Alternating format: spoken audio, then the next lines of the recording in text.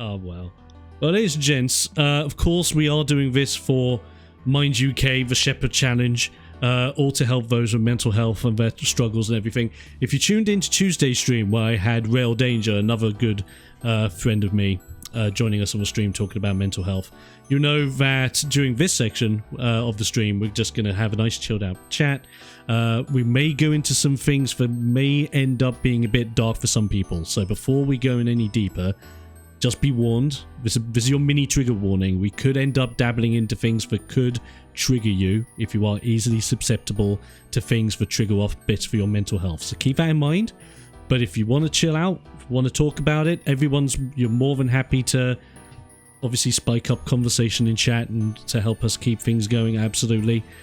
But this is a floor where we can just be open, have civilized conversations about it all, and all that jazz.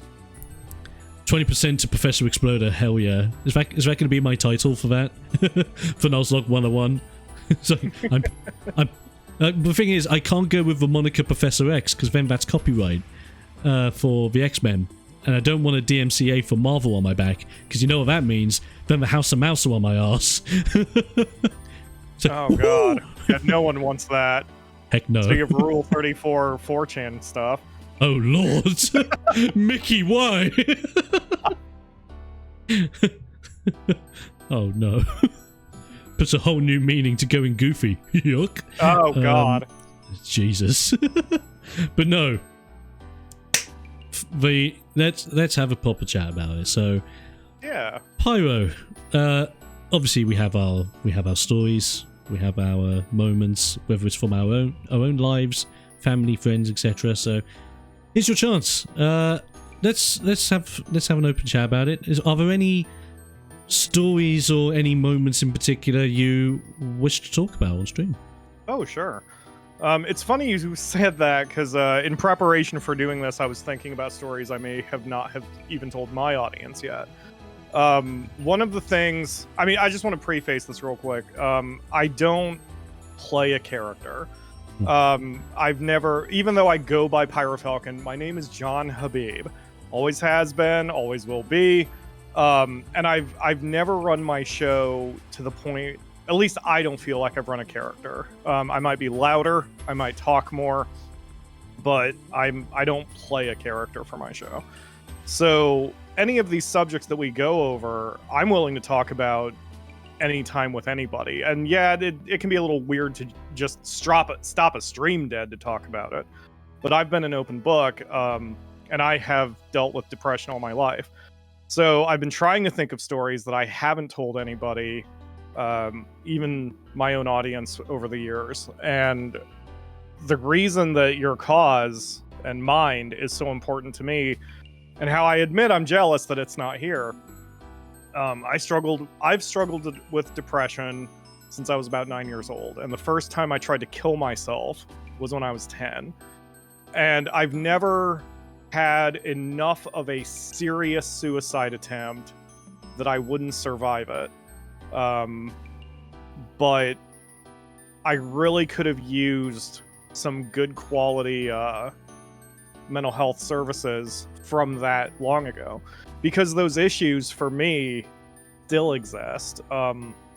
Suicide ideation, which is basically imagining how you are going to kill yourself or whatever, that hits me now. And when I say now, I mean last night.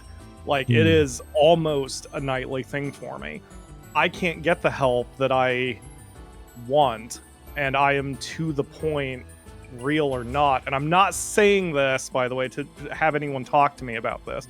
I'm just saying I feel in my heart of hearts, my brain of brains, that I'm not worth saving. And I can have every fan from every fandom, not just my own, say, no, you're worth it. It doesn't matter. When you're in this kind of dark, cloudy part of your brain, you can't hear anybody else. You can't. And it's not something that can be explained to people who have not experienced it before. Like true deep depression, you cannot hear other voices telling you you're worth it. I think a lot of what I've gone through could have been helped by better quality mental health when I was a child. And it wasn't there. The first therapist I saw was, I think I was 11. I was still in Pennsylvania, so I was probably around 11. And he was obsessed with whether I was trans, which was odd because I'm not trans. I have never been trans. I cannot even wrap my head around what a trans person goes through because I am completely cis. My only difference, I guess, that's the wrong word, but my only non-normal default whatever is I have long hair. But the reason I have long hair is because I was inspired to grow a ponytail after watching the Green Ranger from the Power Rangers. Yeah. That's literally and that's literally it. It was no like, oh, I'm X% girl, therefore I need long hair. No, it was never any of that. But just having the long hair, my first therapist spent the entire first hour. Are you sure you're not a girl? Are you sure you don't think you're a girl? It's okay if you think you're a girl. And it's like, if his whole thing was he wants to help trans kids, great, especially back in the 90s. But when your patient has said, no, I'm not trans, no, I don't think I'm a girl, like 12 times, shut up. That's not the problem, clearly. So I've seen 3 therapists in my life, 2 as an adult. Yeah, I'm trying to think. So the second therapist was a woman who was forwarded from my mom. She thought all of my problems were because I watch too much porn and don't read the Bible enough, and I'm not kidding. That was what her final assessment was of me. And the third therapist was the one who opened the question with, what pills do you want? So for me, it's given me a really sour view of the professional mental health industry entirely, at least in this place. Not across the world, but at least here in the middle of rural Ohio, where we are Bible-thumping lunatics who vote hard right anymore. Like they think that religion's going to solve all problems, and like that's not it. And I'm even a believer. Like, I'm not going to get into a religious debate, but all I'm saying is, like, I'm not even an atheist. I was Christian. I grew up Christian. I might still be Christian, probably not. But like, so I don't immediately roll my eyes at the concept of religion. However, I know religion is not my problem. My problem is a lifetime of being told I am useless and it being so internalized that I cannot get it out of my head, even up including last night and this morning. So, you know, I don't know what to do. And if I was on the coasts, if I was in LA, New York, or anywhere along the east or west coast, they tend to be a little bit better. They tend to have more options, but it's still not free, not here in the US, and you know, I can't afford it, and God help me, do I wish I could afford to get a little bit better. So yeah,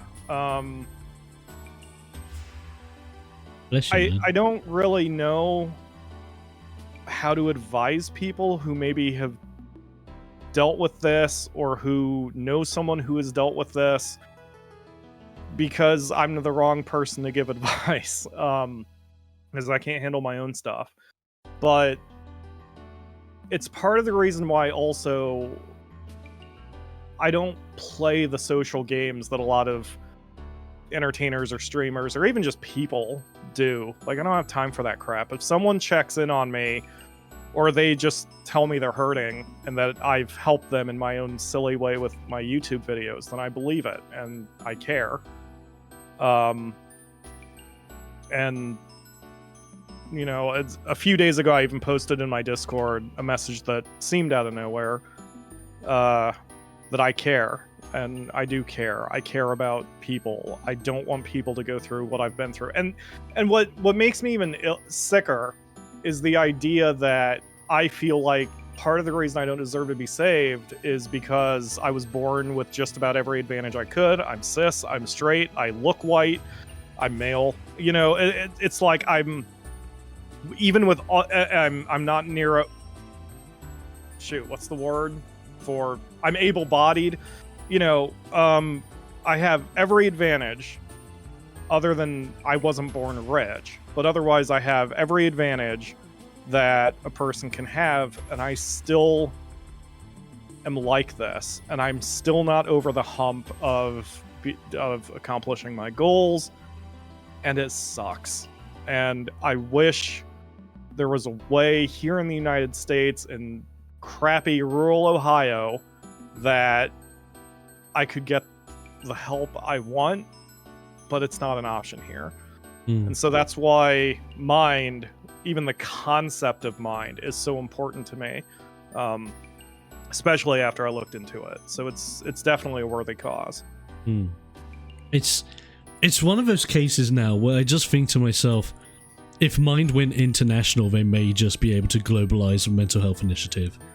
Because hearing that story from yourself, it's so obviously, in case it wasn't obvious enough to people at home, obviously I'm in the UK, Pyro's in Ohio. That kind of works as a rhyme. Pyro in Ohio. Ho, ho. No, we're not doing a musical. But it's such a weird culture shock. Like I've had quite a few culture shocks in the past, being able to have the privilege to visit like countries that are completely different, seeing how their culture works, etc. But with the US, and whenever I've visited the States, it's always seemed as if, okay, they're quite similar to the UK, with some obviously major differences when it comes to certain areas. But you would think a place like the States, one of the biggest, if not the single biggest place in the world, with all that money flowing in and out, you would think that the mental health initiative in the States, especially for how large it is with all the states and everything, would have like at least something equivalent to what Mind brings to the table. Obviously, bearing in mind the US system of healthcare, sadly the privatization of it all, I really despise on a global level, but I feel as if I only despise it on a global level because I've grown up with the NHS and have that, you know. It's but even to have, even if you did have to pay for it, the fact that there would then be a service, a reliable service that would be there to sit, not just say what pills you want, but to sit you down in a calm environment or on the phone just to let you talk and just be an ear. Like, even if the first person you speak to, all their job is to be an ear, to listen, to write things down, and to then signpost you to what form of therapy might be best, what people may be best, here are some numbers, here are some services, etc. That's all you would need, right? Like, someone to listen and then go, here's your next stop, because this is stop number 1 on your train to recovery. Stop number 2 is only here. And they've given you the map, basically, the start of your own roadmap, which is everything to a lot of people. And it's disgusting how, especially in a place like the States, obviously we've said that in certain areas of the States, and obviously I can imagine places like New York, LA, maybe even Vegas. I've only visited Vegas once, but hey ho. We'll probably have way more substantial services just on their states alone to help those with mental health. Even if it's only in specific areas, like if it was ADHD, Asperger's, dementia, etc., because the spectrum's so wide, it's so huge with everything. I can't believe that it's just really devastating to just hear that, because you won't be the only person going through similar things like this, and to think that definitely not. And I'll be the first one to admit that, especially women and trans people, and especially trans women, are going to have it 1,000 times worse than me. Absolutely. Part of the problem, I was talking to one of my my community members who lives in Sweden. I think it was her, and she had mentioned that she forgets, and it's kind of weird to explain. Like it's not weird to us, but probably to Europeans, that remember that we have different sets of laws we follow, because we have local laws, we have state laws, and we have the country's laws, the federal laws. And whenever there's a problem, whenever there's any sort of butting of heads between any of those different jurisdictions, you're going to have that thing. I think the reason I promise I won't delve too much into politics, but I think the reason our politicians can't do an American version of the NHS is because we're just too damn big. Because you're dealing with 320 million people. I mean, in 50 different states, which all have their own governments, and across however many hundreds of cities in each state, which has their own government. And the federal government has a certain budget it puts into doctors and other healthcare, and the states have their own percentages they put into healthcare, and the local facilities have their own percentages they put into healthcare. And so a lot of us in the States are, maybe victim is the wrong word, but we are victims of choices that have been made before we're even born about what company gets what percentage of which pie, to the point where some people are just straight up left behind and there are different priorities. And so there's just no single way that any state does business. And when I say business, I include mental health. Shockingly, Ohio, where I live, at least cares about the accreditation of their the mental health facilities in the state. But that still doesn't require a good one in every city or in every county or in every quarter of the state, so you're always rolling the dice. And there's no, other than hearing from a friend of a friend of a friend that such and such place to go is a good place, there's no uniform way. And also keep in mind, I'm almost 40, so I was a teenager back in the 90s. Back in the 90s, we didn't recognize any of this stuff. Oh no, of course not. And I was part of what turned me into this was relentless bullying, and I did not know this until she told me recently. My mom apparently went to my school and wanted to talk to the counselors there and talk to the teachers there and try to get some help for me, because I told her I was being bullied. They told her, "Your son is a boy, he needs to get tougher." And that was the end of it. And then, for God's sake. So that sucks for my counselor, or for my school. And then, with all due respect to my mom, because I love her, she let it go, and she didn't want to teach me, or maybe she didn't know of anything to teach me to get me through it. So it didn't stop. It became a contest every day at my elementary school to see how fast they could make me cry and how quickly, or like which student could make me cry. They kept a score sheet that I was given at the end of the year, which of my classmates made me cry the most and which ones made me cry the fastest. And so this went on all 4 years that I was in Pennsylvania, which is not any better than Ohio, and certainly wasn't back in the 90s. So when I came here to Ohio, I was already pretty messed up as it was. And I was 13 when I came to Ohio. And so I'm in my teenage years, and it basically didn't stop here either. But by that point, I was like, my mom's not going to help me. Cops aren't going to help me. No one's going to help me. So I just fucking took it. And that is why, even to this day, like, I can't get it deprogrammed from my brain. When I have my good days, it's like I know that it's just deep-seated BS that's in my head from all of that garbage back in the day. But we're also told here in the US, or at least we were, once you're an adult, you have to get over it. You just leave all that child stuff behind. And I don't think that attitude's changed very much either in the part of the nation I live in.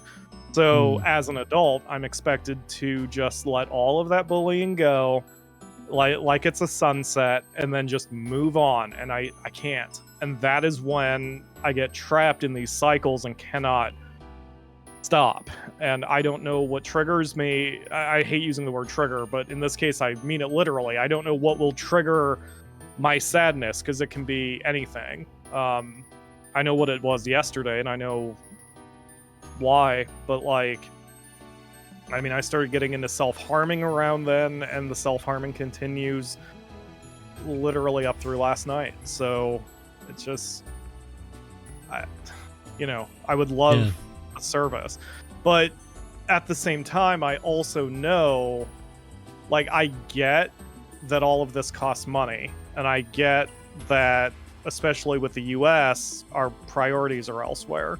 So I don't have a shoot, my vocabulary is leaving me.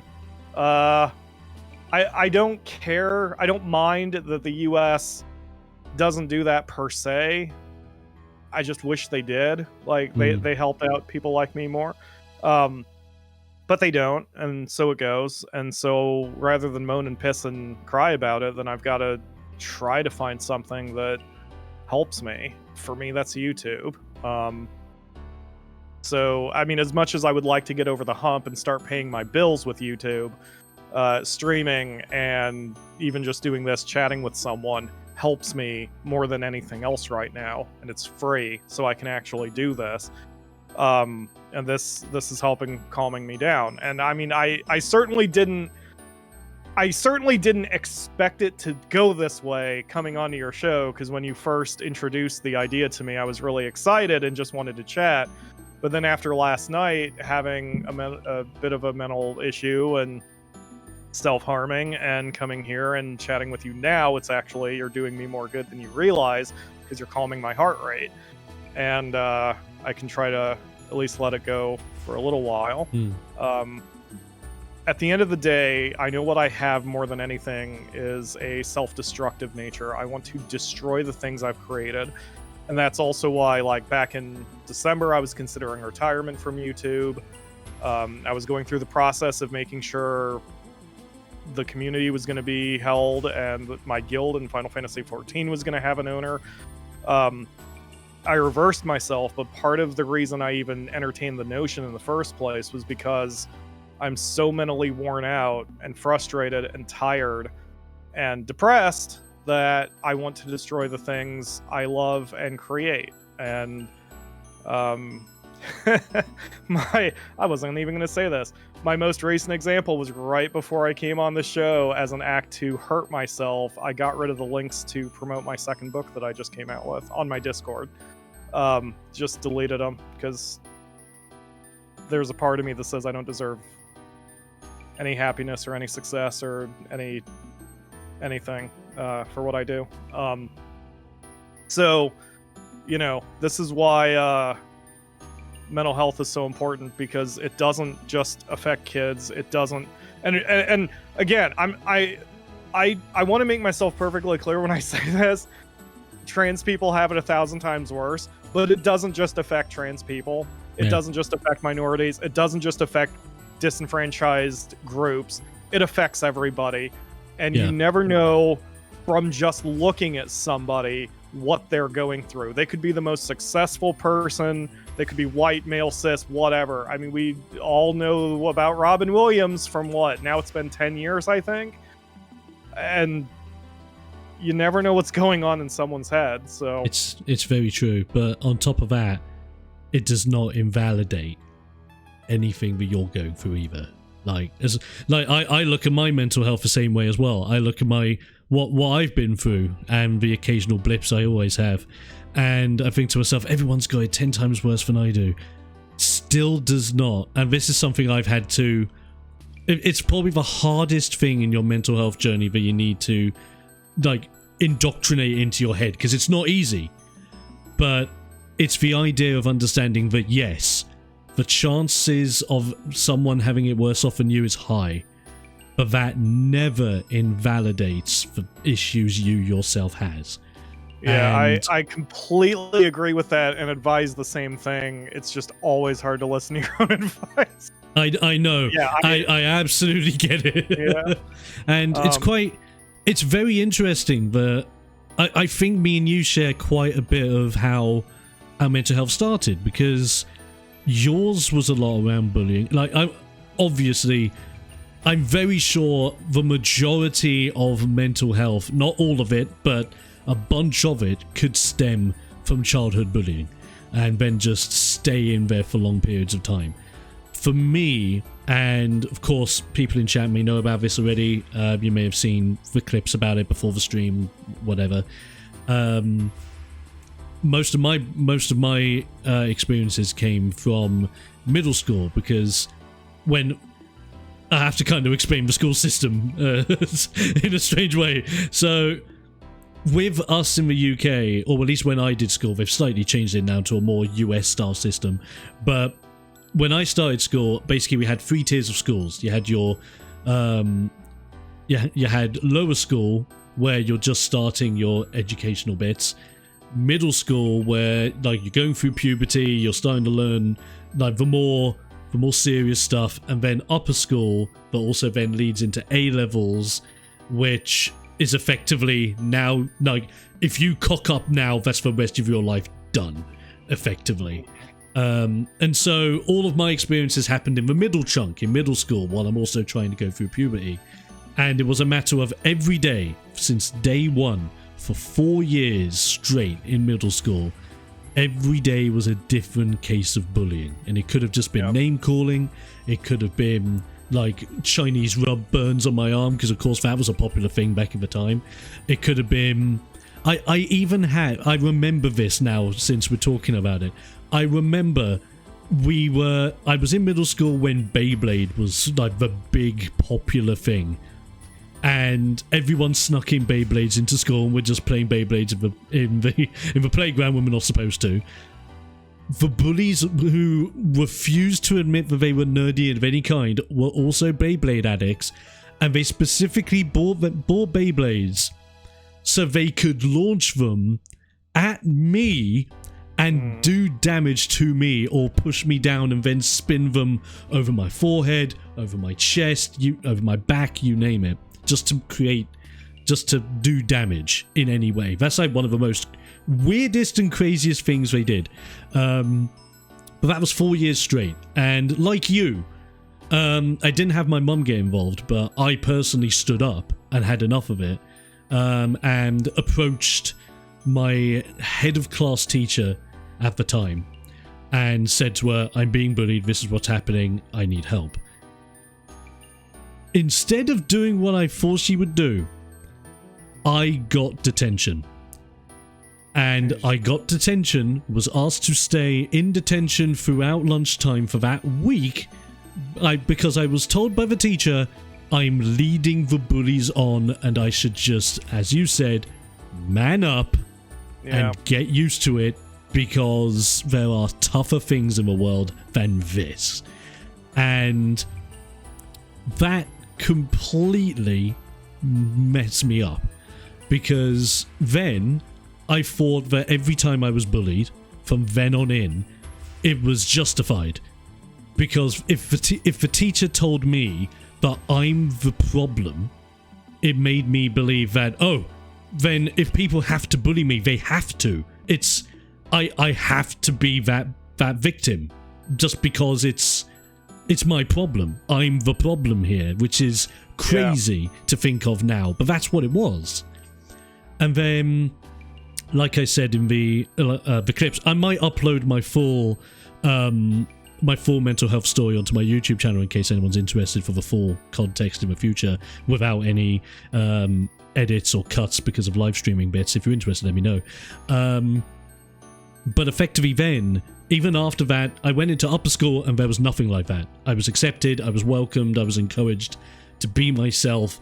Like, I had the perfect year group where literally no one bullied anyone. We were, even if we didn't hang out with everyone all the time, we were civil with every single person. The preppy girls were civil with the nerdy girls. The sports guys were civil with like the more inclusive guys that didn't really hang out with a lot of people. Everyone was there to back each other up. It was beautiful. That sounds fantastic. But it was jarring, because I went through 4 years of hell to then be given 4 years of heaven, and I couldn't accept it. Because at some point, I would be bullied, and it would be justified again. That was my mindset. So effectively, I went 8 years in total with problems that never got looked at. And it was one day at work. I was working a late shift. I just went to the toilet like anyone would. I bawled out crying in the toilets because it just went way too much. Everything had built up way too high. I could not go any further. But now, this is where I'm lucky that I also work in the NHS. When I came out of the bathroom and there's my colleague with the staff nurse we had on that evening, they checked that I was alright, and they said, and I said, yeah. They didn't bring up anything about me crying in the loos, even though they heard everything, because it was empty that night. And then the nurse just simply puts her hand on my shoulder and says, I hope everything is alright. And I just opened up about everything. Just in that split moment, it was like as if her touching me on my shoulder was the gateway of, this is your time now to be open and finally let it out. I let it out. They listened.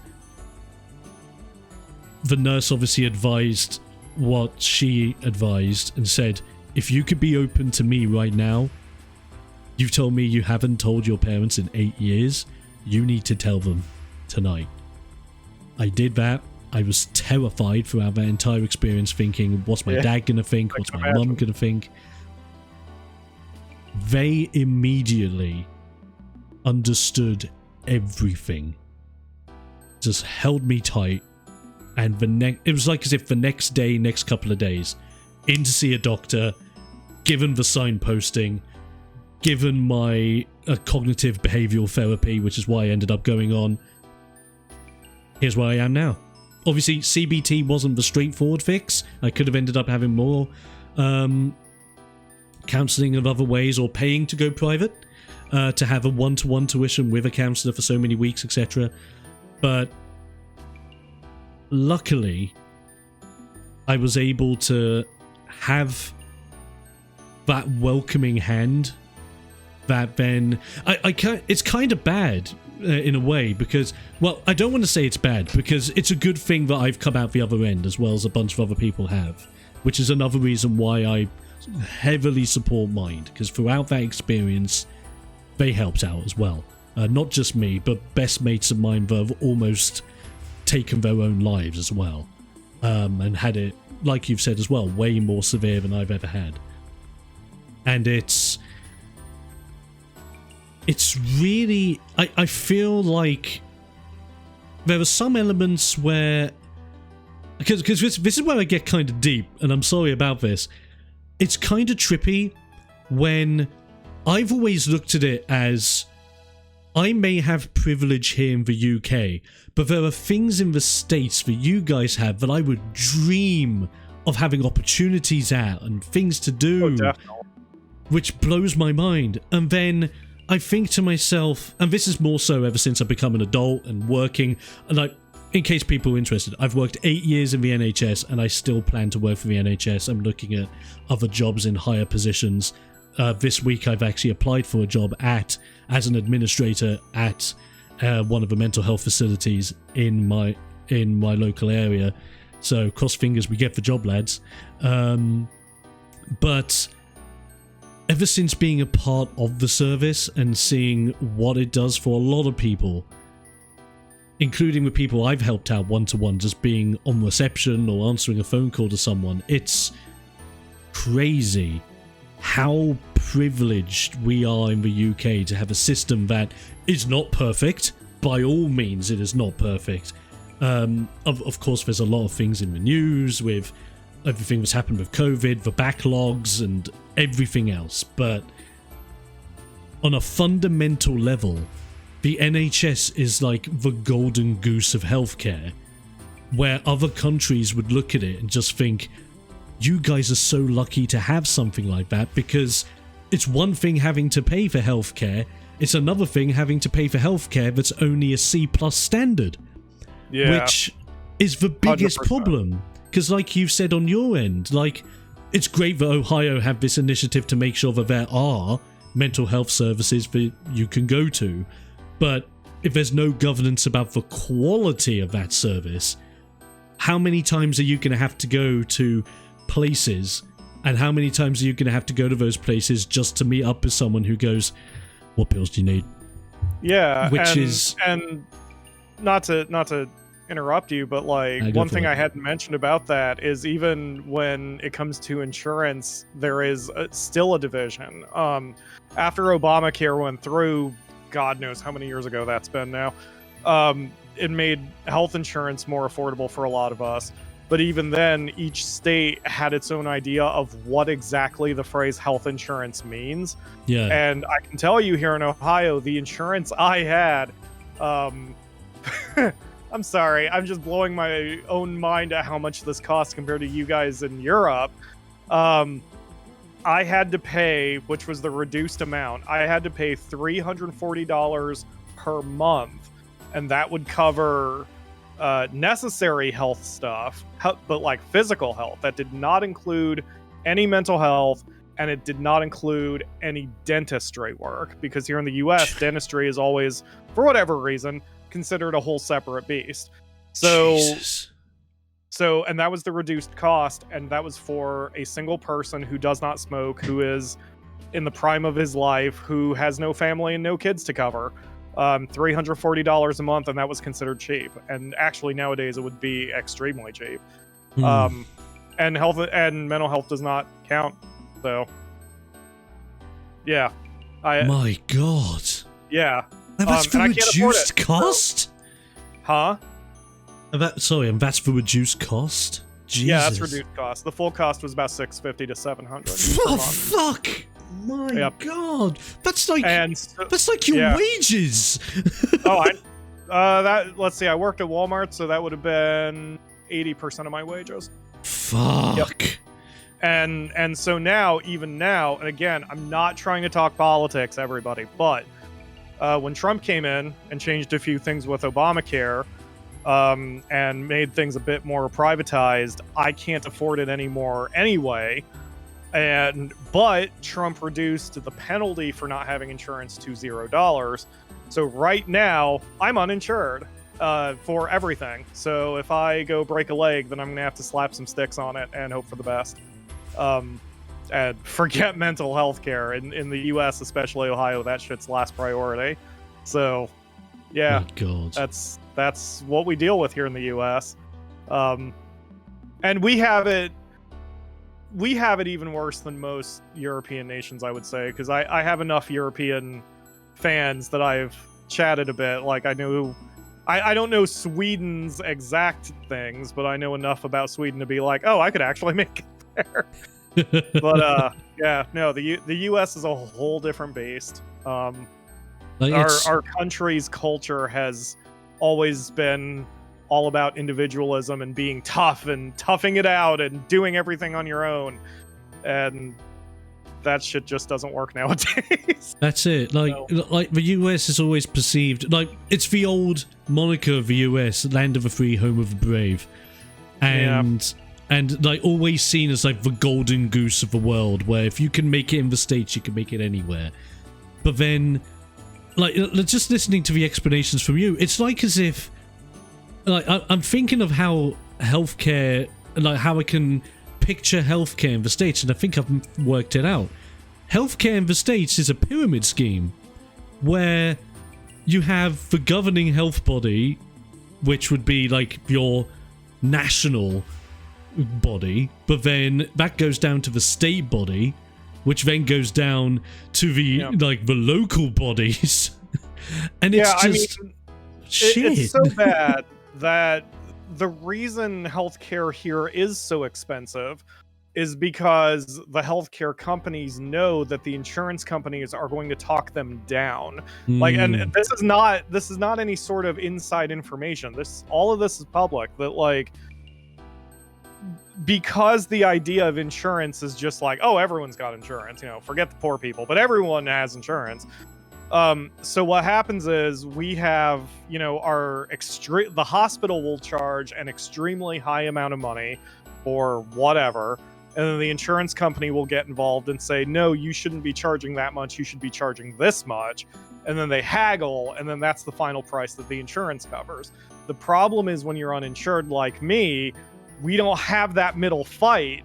So if they're like, oh, here's $20,000 because you stayed a week in the hospital, then we're on the hook for $20,000 because we stayed a week in the hospital. And again, that's before we get into mental health stuff, which has its own issues and its own, that's it. Stereotypes and what people think of it even being real or not. So that's it. It's bad. one of those things where you would only hope that, I know another reason why I wanted to do, like my reasons for bringing back the Shepherd Challenge were twofold. Number one, because it was just genuinely one of the greatest times I ever experienced streaming in general, and because we're doing it for a good cause, made it even better. The other reason is because obviously with what's happened in the world with COVID, everything, isolation periods, losing family members, friends, you name it. Yeah. It's been good to see that mental health's been raised up again, because it's become way more, like, awareness has boosted tenfold, because people that you would see on the street where you would think you're doing well as a businessman, you're doing well as this, you're doing well as that, have all of a sudden in their own ways had moments of breakdown and have had moments of their mental health spiking to a degree where they would probably think to themselves, I've never been like this. And it's terrifying. So one thing that I wanted to make with this, and the reason why I wanted to go above and beyond this year with mental health, like with having guests on and people talking about their mental health in the Be Right Back and Starting Soon screens, etc., is to not just keep boosting that awareness, because the more and more people talk about mental health and keep talking about awareness and the importance of, like, it's one thing reaching out for help, and of course I encourage that tenfold, but it's another thing just admitting it exists. It is a problem, and it's not just a problem now. It was a problem years ago. It's gonna be a problem in like hundreds, if not thousands of years into the future. Yep. And we can, there are systems, there are people, there are services, there is money, there is everything we need right now to potentially just get everything on the right track so that people just have access to a mental health service. That's all we want to start it off. It's one thing acknowledging that mental health is a thing, and I see it all the time in press, media, and I'm not going to go too deep into it, I swear, I'm sorry. But the thing that frustrates me is that they're all up on mental health, but then they say nothing about services. They say nothing about what you can do for yourself. There's nothing. And that infuriates me, especially when there's a grown man like you, Pyro, that I've genuinely looked up to, that has inspired me to keep going, that has genuinely helped me reignite a spark that I had when I was 13 years of age, when I made my first ever videos on Bebo.com. And if any of you UK lot remember Bebo, my god, you're old. But my lord, as someone who I know who's gone through all that, I'm devastated that if you were a UK citizen, you would probably be in the best hands known to mankind, but just simply being raised in the States, and I'm not going to shit on the States at all. I respect America. There are aspects of America, of course, you'll always have problems with different places for different reasons, but... Oh, yeah, I mean, it's like anything else. No place is perfect. No place is... Exactly. Also a shithole. Like, there's good and bad. But, like... And I also don't want to put all of the issues that I had just on our government or our system or our culture, because there's many factors to it. In your chat, Squishy was saying that if I'm reading this correctly, she, and I say she because she says she is a lady, she was bullied as well and stood up to it, and that made people not want to bully her anymore. And I concur that can work, but because everything is an amalgamation of factors, I'm an only child, and my parents divorced when I was 4. This is not anything tearful. This is what happened. It's facts. And I was raised by my mom, but my mom is also extremely religious. She might even be more religious now than she used to be. And part of being a Lutheran Christian is you don't do violence, period. You treat everybody with respect, and you never stand up for yourself to fight, because you would be inflicting harm, and you do not inflict harm. That is a sin and against God. And it doesn't matter what your religious beliefs are. Just, I'm saying, as a kid, that stuff was hammered into me, metaphorically, but still hammered into me. So when I got to school and I had those problems, I had no idea how to handle it, because being able to stand up for myself wasn't even a thing I could remotely comprehend. I agree with, sorry, your name scrolled off, Squishy. I actually agree with Squishy that there is a point where you have to stand up and rage out. I think it's fine.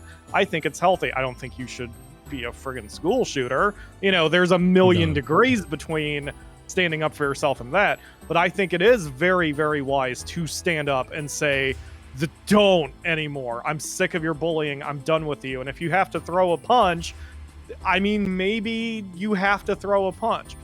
But I was on the other extreme of it, where it was like, I do not do that under any circumstances. And so when I only had the voice of one parent in my ear, one person to try to give me any sort of advice, and I was also one of those kids who, I wouldn't say I always colored between the lines, but when it came to taking orders and, you know, bowing to authority, like, my mom was my commander, and there is no one else I would listen to other than my dad, who was not in the picture for that. So when she's like, you know, as bad as it is, you do not stand up for yourself. You do not throw punches. You do not attack. And I'm like, okay, I don't stand up for myself. I don't throw punches. I don't attack. And so I took it. So when she stopped caring, and then when the teachers started encouraging it, and the kids kept their score sheet and all that, I mean, what am I going to do?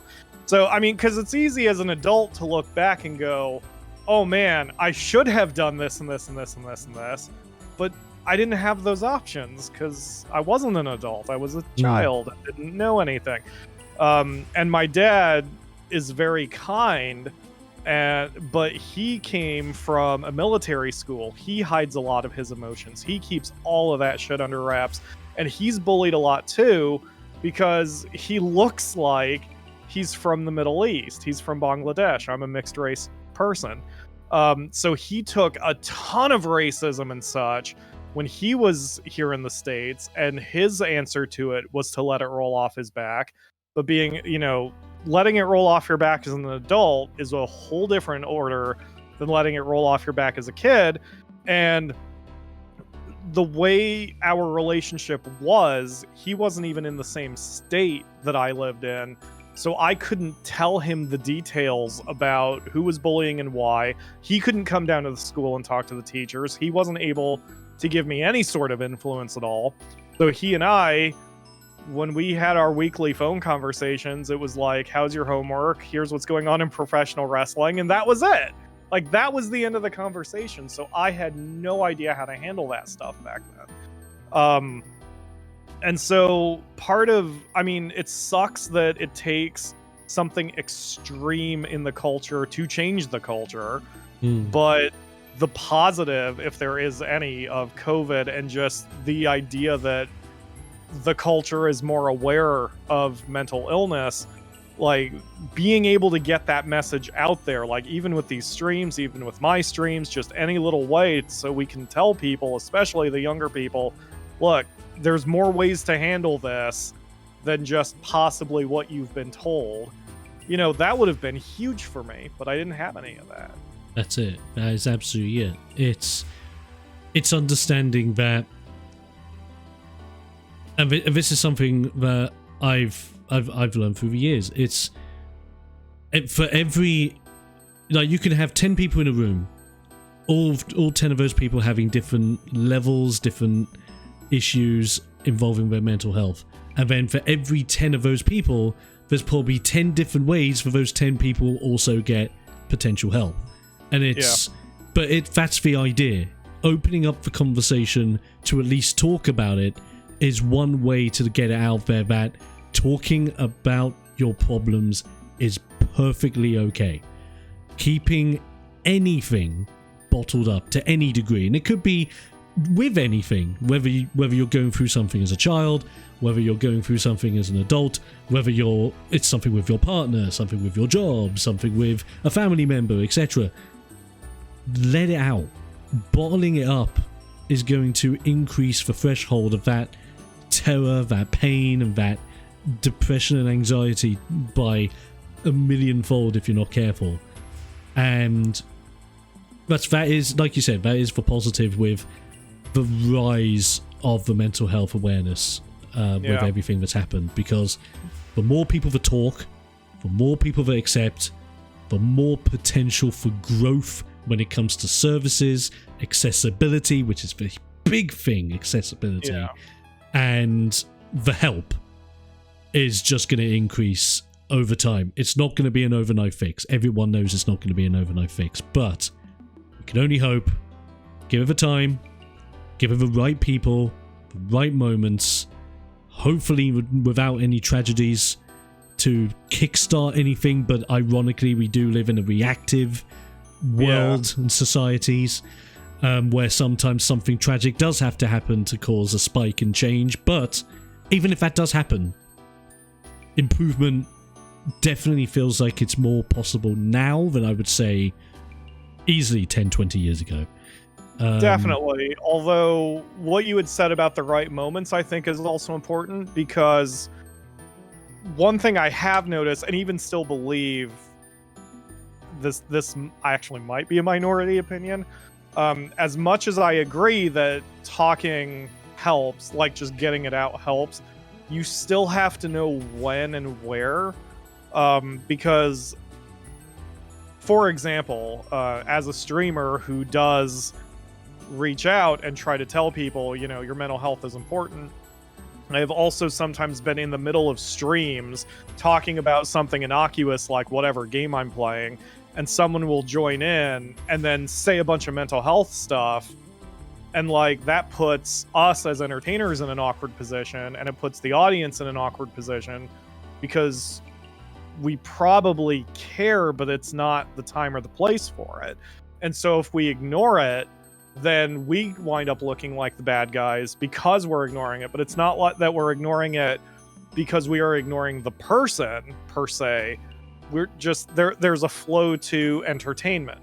So I think that is what is hard for kids, because they don't have a place. Like it's if at least with Mind and the UK, you had mentioned earlier how, if we had something here, you could at least get the roadmap for your individual need and to know when to bring this stuff up and when not to bring it up. But like, we don't have anything like that here. And so, I mean, the smallest thing I have done, and it is probably the least I could have done, is on my Discord. I'm not trying to pull your audience or whatever, but on my Discord, there is a room called Venting, and that is, I hate saying the phrase safe space because that's become demonized, but it is that, because if you come into that room, You can say anything you want pretty much, as bad as it is, and there is no judgment in that room. But then if you, say, come to the main room and we're talking about Pokemon or whatever, and someone comes in and gives us their entire breakdown, they might be ignored, and I hate that because it puts me in a weird position.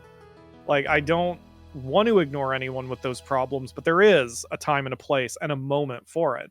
But the idea here is to try to hopefully have the culture and the government give us, especially kids, more places and more moments where it can happen. Because in the 90s, pre-internet, there was no place. There was no moment for me. And, you know, we've got to give more moments to where that stuff can be talked about safely without judgments and without asking what pills do you want. And that should be the goal for all of this. And it looks like Mind is trying to do that, because I think Mind even said that they have several numbers you can call for like 24/7 for anything you may need, just to talk. And we have nothing like that here in the US. We have the National Suicide Prevention Hotline, and they're not that good. And that's it. We don't have, like, I couldn't call up the Suicide Prevention Hotline and be like, I've had a bad day and I've self-harmed, but it's not lethal. They'll be like, well, let me get some local resources for you, and then that'll be the end of the phone call. And we need more options than that here in the US. Definitely. Right. I think this is a perfect time to do some mini wrap-ups, because we're coming close to the end of when I would normally be streaming. So I'm going to ask you the same question that I asked Rael at the end of the stream I had with her. Sure. Now, this is bearing in mind, earlier on you said it's harder for you to give advice because of your experiences, heck, even as earlier than this morning, for example. But if you were able to talk to your younger self and give your younger self, just even if it's just one bit of advice, just to assist them with that journey through their mental health, what would you possibly tell them? That is a damn good question. Because ultimately, it's funny you ask that. I have fantasized about, it's going to sound weird, but being my own going back model in time and seeing yourself, but kind of being the pseudo dad to yourself. Yeah, exactly. Because for me, it wasn't one moment. It was, I mean, I think for a lot of us, if not all of us, it's not one moment. It's never one moment.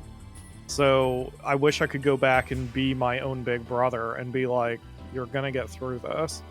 You will be all right.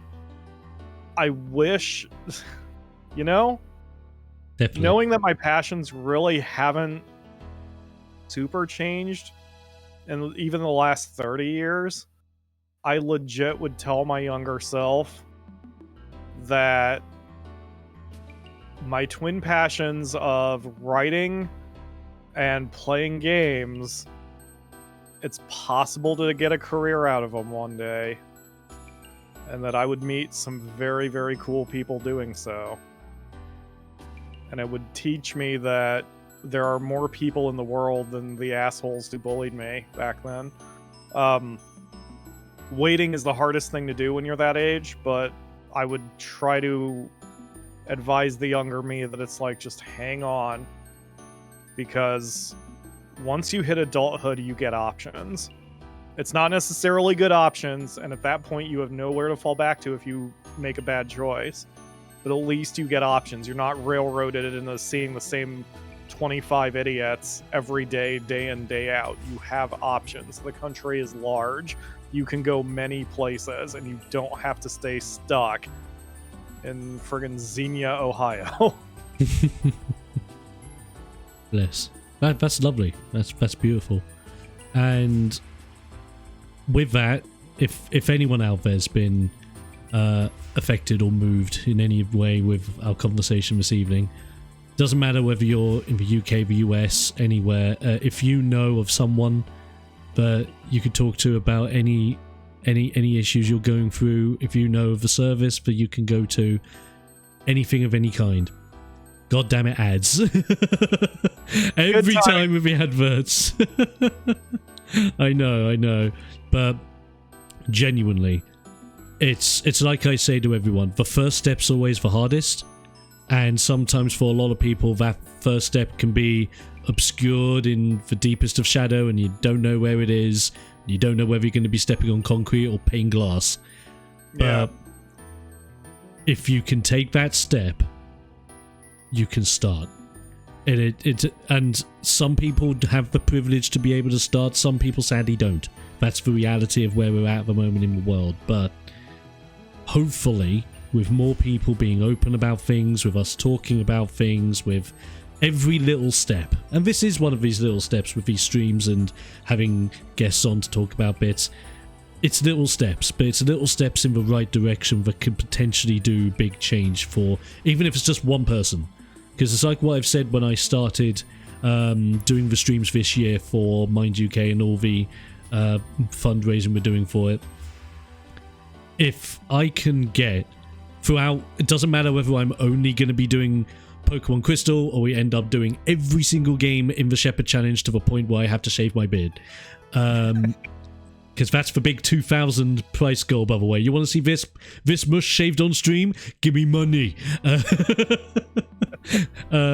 But the reason why I wanted to do it is because if I could just motivate one person or help one person, and it doesn't matter whether that help is them reaching out to Mind, reaching out to a doctor's practice or a counseling practice, or them ringing a phone number, or them talking to their friends, talking to their parents, talking to anyone, I would have done some good.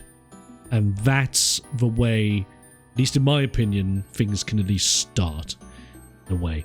So, and with that being said, I just want to thank every single person in chat for joining us, for chilling out, for giving your heartfelt thoughts as well in the comments. They've been lovely. We apologize if you haven't been able to address them all, but I've been reading all of them, and it's been moving. It's been lovely.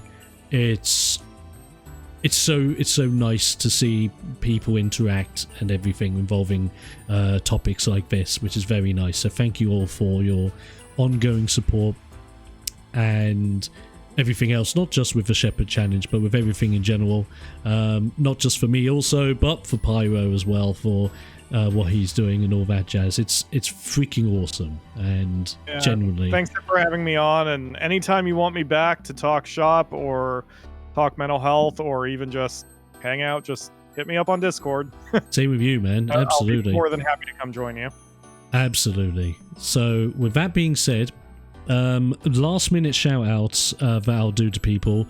Obviously, huge shout out to Pyro, not just for joining me, not just for opening up about mental health bits, for huge donation of £50, which is amazing.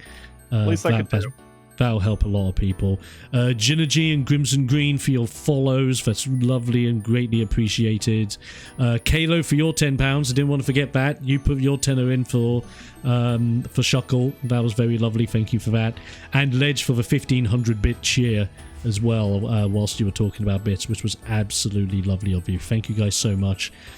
This is only day 4 of the Shepherd Challenge. There will be more days to come. If you want to come on down, chill on out, join me for some awesome experiences. So far, Pyro is my second, and that's all the guests I have lined up so far. I'm still waiting to hear from a bunch of people. But if anyone in chat, doesn't matter whether you're a content creator on YouTube, streamer on Twitch, you make art for Instagram, you write fan fiction, or you just chill out playing video games, or you do none of the above, if you feel like you would love to join me on stream, like how Pyro has, have a conversation about mental health and all that jazz, the door is open. You can hit me up on all my social media sites, which are down in my about section, or you can just do ! in any of the socials in chat, and most of them will pop up for you. It's as simple as that. My emails are also open as well. If you would love to join me, I'm very open to have you on. It's as simple as that. and we'll get the ball going. Obviously, I think kicking it off with a little bit of Pokemon fun times eases things out. So you're not going to be dive straight into let's get deep. That comes with time, but it's the door is open, and like I said, doesn't matter what you do, whether you have something we can promote, something we don't need to promote, it doesn't matter. The fact that if you're open, that you want to have that conversation on stream with me as a thing, the doors are open. It's as simple as that. You can talk to me on my Discord server as well. That's where we're most active and all that jazz. Basically, just hit me up on the socials. They're all down there. Do the thing. Do the thing. That's my classic way of saying it. And of course, with Pyro, don't forget his YouTube bits have been on the screen the whole time. youtube.com/PyroFalkon. Go check his stuff out. Because what are your what are like some of your project bits at the moment that you're working on as we're closing bits out? Well, I'm currently doing Monster Rancher Advance 2. That is almost going. That is the one that will be ending in a week. Not to give spoilers, but hey. We'll probably get back to Evil Genius 2 also. I have been asked many times to do Digimon games and Pokemon games. Yes! Because I always say this, whenever I mention Digimon, I always forget the name of it, but my favorite Digimon is the cactus with boxing gloves, Togemon or something, and I want him. Yeah, so we might be doing that soon.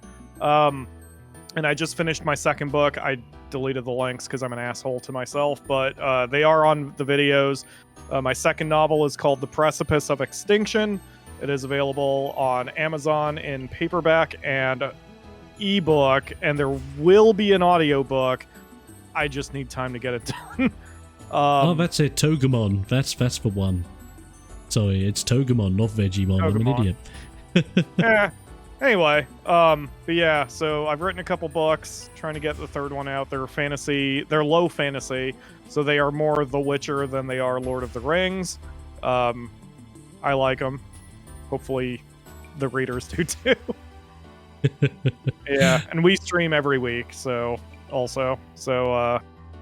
yeah, different games. Go.